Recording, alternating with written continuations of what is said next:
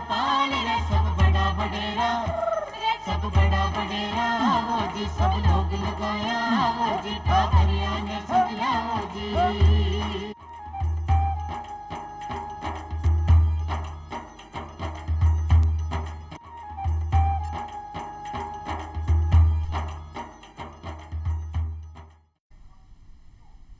नमस्कार।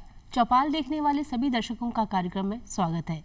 दर्शकों, आज हम हमारे कार्यक्रम में बातचीत करेंगे जन्म, मृत्यु और विवाह पंजीयन क्यों और कैसे के बारे में। और विषय के बारे में बातचीत करने के लिए आज हमने हमारे कार्यक्रम में बुलाया है श्री भंवर लाल बैरवा जी को। आप हैं निदेशक एवं संयुक्त शासन सचिव आर्थिक और सांख्यिकी विभाग से। आपका कार्यक्रम में सर स्वागत है। थैंक यू सर, सबसे पहला जो सवाल है हमारे कार्यक्रम का, मैं यही जानना चाहूँगी कि सिविल रजिस्ट्रेशन प्रणाली क्या है। जी, देखिए, सिविल रजिस्ट्रेशन प्रणाली में जो हमारे जनसंख्या के जो विशेष रूप से उसमें जो बदलाव आता है, उसमें जो इवेंट्स होती है उनको रजिस्टर करने के लिए एक व्यवस्था बनाई हुई है, जिसमें विशेष रूप से हमारे जो जन्म की इवेंट्स है, विशेष रूप से जो हमारी मृत्यु की इवेंट्स है और मैरिज से रिलेटेड इवेंट्स है, उनको रजिस्टर करके और एक नियम संगत व्यवस्था बनाने का जो कार्य है वो सिविल रजिस्ट्रेशन प्रणाली के नाम से जाना जाता है। जी, अगर हम बात करें कि जो रजिस्ट्रेशन की जो प्रणाली है ये किस नियम के अंतर्गत, किस अधिनियम के अंतर्गत राज्य में चलाई जा रही है। जी, ये केंद्र का अधिनियम है जो हमारा registration of birth and death act 1969 के नाम से पॉपुलर है। और एक्ट को ठीक से इम्प्लीमेंट करने के लिए हमारे जो राजस्थान राज्य के नियम बने हुए हैं, जो राजस्थान जन्म मृत्यु रजिस्ट्रेशन नियम 2000 के नाम से जाने जाते हैं जी। इसी तरह से जो हमारी मैरिज से रिलेटेड जो इवेंट्स है उनको जो है हमारा राजस्थान विवाह पंजीयन अधिकरण 2009 के नाम से बनाए हुए नियम, उन नियमों के तहत जो है हम सारी इवेंट्स को रजिस्टर करते हैं। जी सर, अगर हम बात करें कि जन्म या मृत्यु किसी भी प्रकार की कोई भी घटना है उसको दर्ज करने की कोई सीमा निर्धारित होगी, वो सीमा क्या है। जी, इसमें अलग अलग मतलब व्यवस्था दी गई है। तो हमारा जो जन्म और मृत्यु की जो इवेंट्स है जी, उसमें वैसे तो इवेंट को रजिस्टर करने की कोई समय सीमा नहीं है जी, लेकिन जो एक्ट में जो प्राविधान किया गया है उसके तहत हमारा जो 21 दिन के भीतर जो है वो कोई भी व्यक्ति निःशुल्क उस घटना का पंजीयन करा सकता है जी। लेकिन जो फिर उसके बाद मान लीजिए वो 21 दिन तक नहीं करा पाता है तो 30 दिन तक जो है उसको 1 रुपये का विलम्ब शुल्क देना होता है और उसके बाद वो घटना रजिस्टर हो जाती है जी। ठीक 30 दिन के बाद भी अगर कोई नहीं करा पाता है उसकी भी व्यवस्था दी गई है एक्ट में।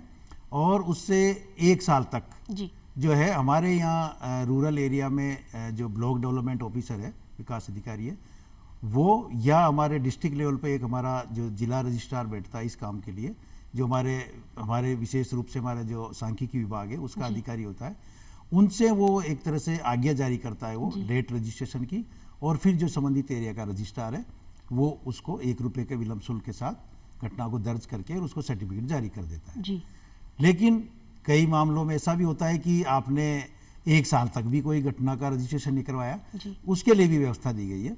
उसके लिए थोड़ा सा जो हमारा एप्लीकेंट है उसको परेशानी बढ़ती है कि हमारे जो 1 साल से बाद की जो घटना है उसके लिए उसको किसी न किसी उस एरिया का जो एग्जीक्यूटिव मजिस्ट्रेट है उसके पास जाना होगा और उससे फिर ऑर्डर करवाना होगा रजिस्ट्रार के नाम, और फिर वो जो है उस ऑर्डर के बाद जो है 1 रुपये का विलम्ब शुल्क देके और उस इवेंट का रजिस्ट्रेशन करवा के और सर्टिफिकेट ले सकता है जी। लेकिन व्यवस्था सारी है, लेकिन हम जो है ये सब लोगों से अनुरोध करेंगे कि जो है जो हमारा फ्री का जो टाइम है 21 दिन का उसमें ही घटना को जो है पंजीयन करा ले तो आप जो कई सारी सुविधाएं होती है उससे बच सकते हैं, असुविधाओं से बच सकते हैं। जो आपका जो शुल्क लगता है विलम्ब का उससे बचा जा सकता है कि। तो सर हमने बात करी अभी अधिनियम के बारे में बात करी, हमने बात करी अब एक सीमा अवधि के बारे में बात करी। अगर हम बात करें कि कोई भी घटना है चाहे वो जन्म से संबंधित हो चाहे वो मृत्यु से संबंधित हो, उसके पंजीयन के लिए कहाँ जाना होता है और किससे संपर्क करना होता है। जी देखिए, ये जो हमारा बर्थ डेथ और मैरिज रजिस्ट्रार की जो रजिस्ट्रेशन की जो व्यवस्था है जी,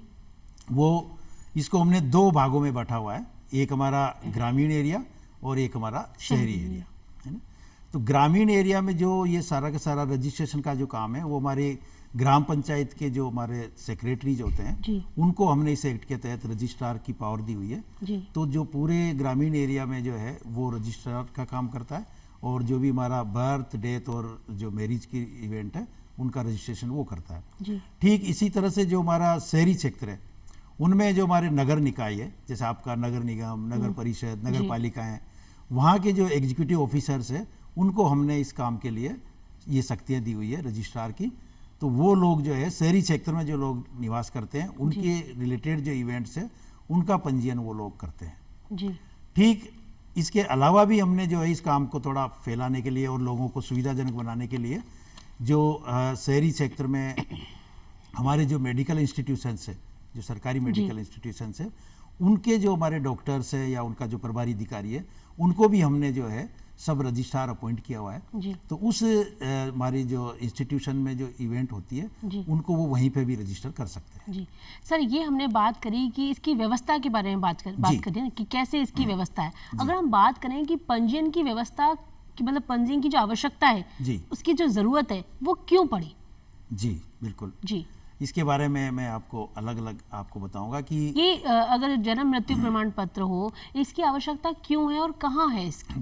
जी देखिए, जन्म प्रमाण पत्र की आवश्यकता हम पहले इंडिविजुअल में वे में बात करेंगे कि कोई भी परिवार में अगर बच्चा जन्म लेता है तो उसका जन्म का पंजीयन कराना इसलिए आवश्यक है कि आज जब भी वो बच्चा हमारा होगा उसमें आप देखेंगे कि बर्थ के साथ ही कई सारी सरकारी योजनाएं लागू हो जाती हैं उस परिवार के लिए। आपके उसका टीकाकरण मान लीजिए, आपके थोड़े दिनों बाद में उसको स्कूल में एडमिशन करवाएंगे, उसका पहचान पत्र है सबसे पहला पहचान पत्र। जी बिल्कुल बिल्कुल। तो सबसे पहला तो क्या है कि उस बच्चे की पहचान कि भाई वो इस दुनिया में आया है तो उसकी पहचान का कोई न कोई प्रमाण बने। तो इसलिए जन्म प्रमाण पत्र की वहाँ आवश्यकता होगी। बाद में वो जब स्कूल जाएगा तो स्कूल में उसके डेट ऑफ बर्थ के प्रमाण के रूप में जन्म प्रमाण पत्र की आवश्यकता होगी। बाद में उस परिवार की जो पूरी यूनिट है उसका राशन कार्ड बनवाएंगे लोग। राशन कार्ड की यूनिट के लिए जो भी फायदा सरकार से मिलता है उसमें उसका यूनिट का नाम जुड़वाना पड़ेगा, तो प्रमाण पत्र मांगेगा कोई भी नाम जोड़ने वाला। नहीं, उसके बाद बच्चा बड़ा होता है, मान लीजिए उसको कहीं फॉरेन जाना है और कोई पढ़ाई के लिए जाना है, घूमने जाना है, उसको पासपोर्ट की आवश्यकता रहेगी। बिना जन्म प्रमाण पत्र के उसका पासपोर्ट भी नहीं बनेगा। बाद में मान लीजिए वो कहीं सरकारी नौकरी में जा रहा है, वहाँ अप्लाई करेगा, वहाँ भी जन्म के प्रमाण पत्र की आवश्यकता रहेगी। तो इस तरह से पूरी लाइफ में जो है उसके लिए जन्म प्रमाण पत्र की आवश्यकता रहती है। किसी भी तरह से ना अगर बात करें तो उसका पहला जो पहचान पत्र है वो जन्म प्रमाण पत्र है, चाहे वो अगर मतदाता सूची में नाम दर्ज करवाना चाहता है, राशन कार्ड में करवाना पड़ता है, पासपोर्ट में करवाना चाहे विद्यालय में करे, चाहे रोजगार पाने के लिए करें। अगर बात करें कि माता पिता की भी पहचान पत्र में सबसे पहले उसकी जन्म प्रमाण पत्र की आवश्यकता पड़ती है। बिल्कुल। अगर हम बात करें कि सर जैसे ये तो बात हुई कि क्यों आवश्यक पड़ता है, कैसे होता है, जब हम इसके लिए पंजीयन के लिए हम इसकी व्यवस्था लागू करते हैं तो ये प्राप्त कहाँ से होता है? जी, जैसा अभी मैंने बताया कि हमने जो आपका ग्रामीण एरिया में हमारी ग्राम पंचायतें हैं और शहरी एरिया में हमारे शहरी नगर निकाय है ना, तो वहाँ का जो अथॉरिटी है जिसके यहाँ रजिस्टर हुआ है वहीं से जो है उसको आदमी को प्रमाण पत्र मिल सकता है। लेकिन हमने लोगों की सुविधा के लिए ये भी व्यवस्था दी हुई है कि जो हमारा इस रजिस्ट्रेशन के लिए हमने एक पहचान पोर्टल के नाम से हमारी व्यवस्था चल रही है। तो कोई भी आदमी पहचान पोर्टल पे सेल्फ जो है अपना सर्टिफिकेट डाउनलोड कर सकता है। उसको एक अपने मोबाइल नंबर पे ओटीपी आएगा, ओटीपी दर्ज करते ही उसका सर्टिफिकेट डाउनलोड हो जाएगा और वो प्रिंट निकाल के अपना सर्टिफिकेट प्राप्त कर सकते हैं। सर यहाँ अगर हम बात करें, अगर कोई भारत का नागरिक है जिसका जन्म दूसरे देश में हुआ है, उसके प्रमाण पत्र की क्या व्यवस्था है, क्या प्रावधान है? जी, उसके लिए भी व्यवस्था दी हुई है इस एक्ट में। अगर कोई भारत का सिटीजन है और वो कहीं विदेश में गया हुआ है और वहाँ पे अगर कोई उसके बच्चे का जन्म होता है तो हमारी जो वहाँ उस कंट्री में जो भारत की हमारी जो एम्बेसी है वहाँ पे पहले उस घटना को वो दर्ज करा देते हैं और फिर जो ही वो हमारे यहाँ इंडिया में जब आएंगे और इंडिया में ही उनको रहना होता है तो फिर उस एम्बेसी के सर्टिफिकेट के आधार पे वो जिस भी एरिया के हैं उस रजिस्ट्रार के यहाँ अप्लाई करके और हमारे इस कंट्री में भी वो अपना जन्म प्रमाण पत्र ले सकते हैं। सर कई बार अक्सर ये सुनने में आता है कि पहचान वेब पोर्टल, ये पहचान वेब पोर्टल क्या है, इसकी क्या जरूरत है? जी, पहचान क्योंकि नाम से पता चलता है कि ऑनलाइन। जी बिल्कुल। पहचान पोर्टल जो है हमारा, ये विशेष रूप से हमारे राजस्थान राज्य में जो सिविल रजिस्ट्रेशन प्रणाली है उसको ठीक से व्यवस्थित रूप से लागू करने के लिए हमने 2013 में इस पोर्टल को लॉन्च किया था जी। और इस पोर्टल में ये सुविधा है कि एक ही पोर्टल पर आपका बर्थ की, आपके डेथ की, आपकी मैरिज की, तीनों तरह की जो इवेंट है वो इस पहचान पोर्टल पे उपलब्ध करा सकते हैं जी। इसके साथ ही इस पर जो है कोई भी सिटीजन एक बार रजिस्टर कराने के बाद में जब भी उसको आवश्यकता हो अपने सर्टिफिकेट को डाउनलोड कर सकता है, ये भी उसको दी गई है। इसके अलावा इसमें कई सारे हमारी जो, चूँकि हमारा सरकार को जो भी जब भी इस सिविल रजिस्ट्रेशन प्रणाली से रिलेटेड सूचनाओं की आवश्यकता होती है तो कई सारी रिपोर्ट्स का मैकेनिज्म हमने इस पोर्टल में किया हुआ है, तो पूरी की पूरी रिपोर्ट्स भी हम सरकार को निकाल के दे सकते हैं। तो ये बहुत ही काफी उपयोगी, मतलब बहुत सहज और बहुत सरल तरीका है। बिल्कुल सर, जैसे अभी आपने थोड़ी देर पहले बताया कि जन्म प्रमाण पत्र की आवश्यकता इसलिए पड़ती है कि उसको रोजगार या बहुत सारे ऐसे पहचान पत्र हैं जहाँ उसको लगाना होता है।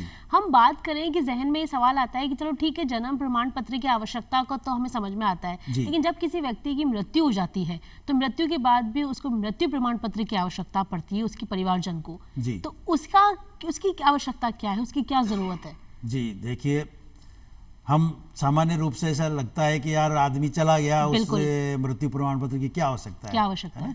लेकिन उसकी बहुत आवश्यकता पड़ती है। जिस परिवार में से कोई भी आदमी जाता है उस परिवार का कोई न कोई उसकी एसेट्स होंगी जो उस मृतक का किसी न किसी रूप में उसकी हिस्सेदारी होगी, उसका नाम होगा। तो वहाँ जब संपत्ति का कोई निस्तारण की बात आती है तो वहाँ पे हमारा मृत्यु प्रमाण पत्र बहुत आवश्यक है जी। उसके अलावा जब हम बात करते हैं, मान लीजिए जो हमारा कोई मृतक व्यक्ति है उसके नाम से हमने कोई बीमा पॉलिसी ले रखी हो जी, नहीं, उसका क्लेम जो पीछे उसके घर वाले हैं उनको लेने के लिए उसको मृत्यु प्रमाण पत्र की आवश्यकता होगी। उसके अलावा मान लीजिए आपका उस परिवार में किसी जिस भी व्यक्ति की डेथ हुई और उस डेथ की वजह से उसको किसी न किसी सरकार की जो हमारी बहुत सारी योजनाएं है ना, जन कल्याण की योजनाएं, उनका उस परिवार को अगर बेनिफिट मिलना होता है तो भी वहाँ भी उस मृत्यु प्रमाण पत्र की आवश्यकता होती है। तो ऐसे में बहुत आवश्यकता होती है। उसके अलावा ये तो उस परिवार के लाभ की बात हुई, लेकिन हम बात करते हैं कि अगर हम थोड़ा इससे बाहर हटके सोचते हैं तो हमारे को जो है, जो जब हमारा डेथ हम रजिस्ट्रेशन करते हैं उसमें हमारे एक क्लोज होता है कि भी उस डेथ के रीजंस क्या है ये भी हम मेंशन कराते हैं, है ना। तो जब हम देखते हैं कि जो हमारी पूरी साल भर की जो रिपोर्ट्स निकल के आती है उसमें ये निकल के आती है कि कौन कौन से कारणों से कितनी कितनी डेथ हुई, है ना। तो ये सब चीज निकल के जब आती है तो हमारे सरकार के पास पॉलिसी मेकिंग के लिए हमारे को सूचना मिल जाती है कि यार हमारे को इस साल में 2023 में इन कारणों से इतनी डेथ्स हुई है। तो जो हमारा मेडिकल डिपार्टमेंट है वो अपनी पॉलिसी मेकिंग करेगा, अपने जो आपके इलाज के लिए जो भी सुख सुविधाएं उनमें कोई किसी तरह का बदलाव अगर वो समझता है कि यार पिछले 2 सालों में 3 सालों में इन कारणों से ज़्यादा डेथ्स हो रही है, तो उन पे फिर वो थिंक करके और कोई उसके लिए कोई न कोई योजना बनाएगा, कुछ नए प्रोग्राम लॉन्च करने की सोचेगा। तो सरकार की पॉलिसी मेकिंग में भी उसकी बहुत आवश्यकता होती है, इसलिए डेथ को जो है हमारे को रजिस्टर कराना बहुत ही आवश्यक है। अच्छा सर, अगर हम बात करें कि अगर कोई व्यक्ति अपना नाम संशोधित करवाना चाहता है, ठीक है, तो संशोधन की प्रक्रिया किस प्रकार से होती है? जी, उसमें वैसे तो आप देखिए नाम में मैं आपको जानकारी दूं कि सबसे पहले तो जब बच्चे के रजिस्ट्रेशन करवाएंगे हम बर्थ का तो उसमें बिना नाम के भी रजिस्ट्रेशन करने की सुविधा दी हुई है ना। तो अगर मान लीजिए आपने जन्मते ही बच्चे का नाम तय नहीं किया हो तो आप बिना नाम का रजिस्ट्रेशन करवा लीजिए, वो आपके लिए रहता है। बाद में चूंकि नाम जुड़वाने की व्यवस्था है, जब भी आप चाहेंगे उसमें बच्चे का नाम उसमें ऐड करवा सकते हैं। लेकिन अगर एक बार आपने सोच के और बच्चे का नाम ऐड करवा दिया तो उसमें फिर आपको परेशानी थोड़ी होती है नाम परिवर्तन में, क्योंकि उसमें डायरेक्ट नाम परिवर्तन की सुविधा हमारे इस एक्ट में नहीं है ना। तो अगर आप मान लीजिए थोड़ा बहुत कोई उसमें नाम में परिवर्तन करना चाहते हैं तो उर्फ लगा के और हम उसका नाम से नए नाम से सर्टिफिकेट जारी कर देते हैं। लेकिन बिल्कुल ही नाम अगर आपको चेंज करवाना है जी तो फिर आपको जो है हमारे दूसरी एक गजट नोटिफिकेशन उसके लिए जारी करवाना होता है, वो प्रक्रिया में जाना होता है जी और फिर आप गजट में पब्लिश करवा के कि भाई मैं इस नाम से नहीं होकर मैं इस नाम से जाना जाऊंगा, इस तरह का एक नोटिफिकेशन जारी होता है। उसके बाद फिर आप नाम करवा सकते हैं। जी सर, अगर हम बात करें ट्रांसजेंडर वर्ग की, है ना, तो ट्रांसजेंडर वर्ग का जब पंजीयन होता है कि उसकी क्या व्यवस्था रहती है, वो किस प्रकार से अपना पंजीयन करवा सकते हैं? जी देखिए, ट्रांसजेंडर जो है उसका जब भी जन्म होता है वो किसी न किसी परिवार में ही होता है। बिल्कुल नहीं जी। तो सबसे पहला दायित्व तो जिस परिवार में भी ऐसा बच्चा का जन्म हुआ उस परिवार का दायित्व है कि वो उस बच्चे का भी बर्थ का रजिस्ट्रेशन करवाए और उसका प्रमाण पत्र ले ले। लेकिन मान लीजिए कई बार हम देखते हैं कि बहुत सारे जो ट्रांसजेंडर हमारी कम्युनिटी के लोग हैं उनके पास इस तरह का सर्टिफिकेट नहीं है, तो उनके लिए हमने ये पूरी की पूरी व्यवस्था दी हुई है इस एक्ट में कि कोई भी ट्रांसजेंडर जो है वो अभी भी किसी भी समय जो है वो हमारे इस एक्ट के थ्रू अपना बर्थ सर्टिफिकेट के लिए अप्लाई कर सकता है और हम उसको जो है बर्थ सर्टिफिकेट जारी कर रहे हैं। अभी हमने हाल ही में कुछ सर्टिफिकेट जारी भी किए। जी सर, हमने बात करी जन्म प्रमाण पत्र की और मृत्यु प्रमाण पत्र की। अगर हम बात करें विवाह प्रमाण पत्र की, ठीक है, तो किस अधिनियम के अंतर्गत विवाह पंजीकरण की व्यवस्था है और इसको कहाँ बनवाया जा सकता है? जी ठीक है, विवाह का जो पंजीयन है वो हमारा राजस्थान विवाह पंजीकरण अधिनियम बना हुआ है 2009 का जी, जिसके तहत हम इसका पंजीयन करते हैं जी। विवाह पंजीयन के लिए भी रूरल और आपका अर्बन एरिया में अलग अलग वही जैसा बर्थ और डेथ के लिए जो व्यवस्था है ठीक उसी तरह से अर्बन एरिया में हमारी नगर निकाय और रूरल एरिया में हमारे ग्राम पंचायतों के माध्यम से इसका रजिस्ट्रेशन किया जा रहा है जी जी। और सर क्या मतलब कौन कौन से दस्तावेजों की जरूरत पड़ती है विवाह पंजीकरण में, ये आप हमारे दर्शकों को बताइए। हाँ जी जी, ये देखिए इसमें हमारा जो है बर्थ और डेथ के अलावा जो है ना मैरिज रजिस्ट्रेशन का जो काम है उसमें थोड़े डॉक्यूमेंट ज़्यादा लगाने होते हैं हमारे को जी। उसमें सबसे पहले तो हमारा जो क्योंकि इसमें दोनों वर्ग के हो गए, वर वधू, हाँ, वर वधू के दोनों वर्गों के इसलिए डॉक्यूमेंट ज़्यादा हो जाते हैं उसमें, क्योंकि जो भी हमारा वर और वधू है उनके पेरेंट्स की तरफ से एक सर्टिफिकेट लगता है, एफिडेविट लगता है कि भाई हम जो है ये हमारे बच्चे हैं और इनका जो इस तारीख को मैरिज हुआ है और इसका हम रजिस्ट्रेशन करवाना चाहते हैं। ठीक इसी तरह से जो हमारे वर और वधू हैं उनको भी एफिडेविट देना होता है कि भाई हमने दोनों ने इस तारीख को शादी की है और हम इस मैरिज का रजिस्ट्रेशन करवाना चाहते हैं। ठीक है, इसके अलावा जो है हम उन लोगों से कई तरह के अलग अंडरटेकिंग्स भी लेते हैं कि भाई वो दहेज नहीं लेंगे, मतलब आपका भ्रूण हत्या के लिए क्या नाम से कोई कार्रवाई नहीं करेंगे, इस तरह के भी लेते हैं। फिर उसके बाद में जो है दोनों जो हमारे वर वधू है उनका एक जॉइंट फोटो के साथ जो है हमारा जो रजिस्ट्रार है उसके पास उनको उपस्थित होना होता है और वो रजिस्ट्रार जो है उनको दोनों को वेरीफाई करता है उनकी मैरिज को और फिर वो पंजीयन करके सर्टिफिकेट जारी कर देता है। सर ये तो आपने बात करी दस्तावेजों की, अगर हम बात करें कि विवाह पंजीकरण की आवश्यकता क्यों पड़ती है तो वो आवश्यकता के बारे में जी। ठीक है, हाँ, विवाह पंजीयन की आवश्यकता देखिए सबसे पहली आवश्यकता तो ये है कि भी कोई भी मैरिड जो हमारा कपल है वो एक दूसरे को पति पत्नी साबित करे, उसका डॉक्यूमेंट्री प्रूफ तो वही है कि भी उसके पास मैरिज सर्टिफिकेट है सरकार का किसी अथॉरिटी का नहीं। उसके अलावा जब वो कई बार आजकल हमारे जब गवर्नमेंट जॉब में लोग आते हैं जी उस समय भी उनकी क्या नाम से स्पाउस की जानकारी उनको देनी होती है, उसमें भी मैरिज रजिस्ट्रेशन सर्टिफिकेट की आवश्यकता होती है जी। कई बार आपके निजी काम से या जिस कंपनी में या जिस सरकार में आप काम में हो उसके थ्रू भी आपको कहीं बाहर जाना पड़ता है, आउट ऑफ कंट्री जाना पड़ता है, उस दौरान भी आपको जो है मैरिज सर्टिफिकेट की आवश्यकता होती है जी। नहीं उसकी तो ऐसे कई मामलों में जो है हमारे मैरिज सर्टिफिकेट की आवश्यकता होती है आदमी को अपनी लाइफ में जी। सर हम बात करें कि अगर विधुर और विधवा पंजीकरण अगर कोई करवाना चाहे तो वो कहाँ करवा सकते हैं? वो पंजीयन की व्यवस्था तो वहीं पे है जो हमारे रजिस्ट्रार अपॉइंट किए हुए हैं नहीं, लेकिन विधवा आपका और विधुर उनका भी विवाह पंजीयन हो सकता है। और इसमें सर कौन सा दस्तावेज जुड़ सकता है? हाँ, अब उसमें जो है चूंकि जब हम विधवा और विधुर की रजिस्ट्रेशन की बात करेंगे तो कोई न कोई एक पक्ष नहीं होगा है ना, तो उसके जो पेरेंट्स है उनको ये एफिडेविट देना होगा कि भी हमारे इस बच्चे की या इस बच्ची की जो है हमने इस तारीख को जो है मैरिज करी थी, इस बात का उनको एफिडेविट देगा, नोटेरियसी सर्टिफाइड करवा के देना होगा, है ना।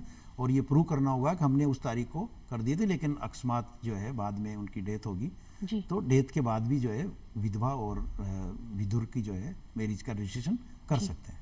सर, जैसे हम बात कर रहे हैं सिविल रजिस्ट्रेशन के बारे में, ठीक है, और सिविल रजिस्ट्रेशन में आज वर्तमान के परिप्रेक्ष्य में कौन कौन से नवाचार हैं जो हो रहे हैं?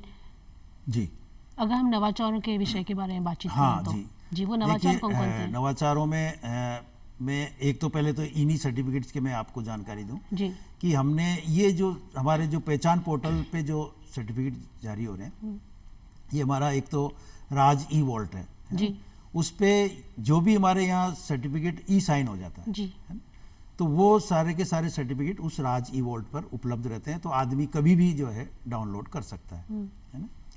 दूसरा हमारा जो है आपका ये जो अपना डिजी लॉकर जी, है ना, डिजी लॉकर जो है कोई भी आदमी अपनी मोबाइल में डाउनलोड कर लेता है जी, और डिजी लॉकर में भी ये सारे के सारे सर्टिफिकेट उसको उपलब्ध हो सकते हैं जी, तो ये हमने व्यवस्था नई नवाचार में करी है जी। उसके अलावा चूंकि हमारे जो डिपार्टमेंट में कई तरह के रजिस्ट्रेशन होते हैं, तो अभी हाल ही में हमने जो है कोई भी व्यक्ति परिवार अपना कोई आर्थिक गतिविधि करता है, इकोनॉमिक एक्टिविटी करना चाहता है, कोई भी अपना व्यवसाय स्थापित करना चाहता है, तो उसके रजिस्ट्रेशन के लिए भी हमारे यहाँ एक मैंडेटरी किया हुआ है कि कोई भी इकोनॉमिक एक्टिविटी व्यक्ति या परिवार करेगा, उसको पहले हमारे यहाँ डिपार्टमेंट से रजिस्ट्रेशन कराना पड़ेगा। उसको हमने संस्था आधार के नाम से नाम दिया हुआ है जी, तो ये हमारे डिपार्टमेंट ने अभी हाल ही में नवाचार किया है जी। सर, आज हम कार्यक्रम में बातचीत कर रहे हैं रजिस्ट्रेशन के बारे में,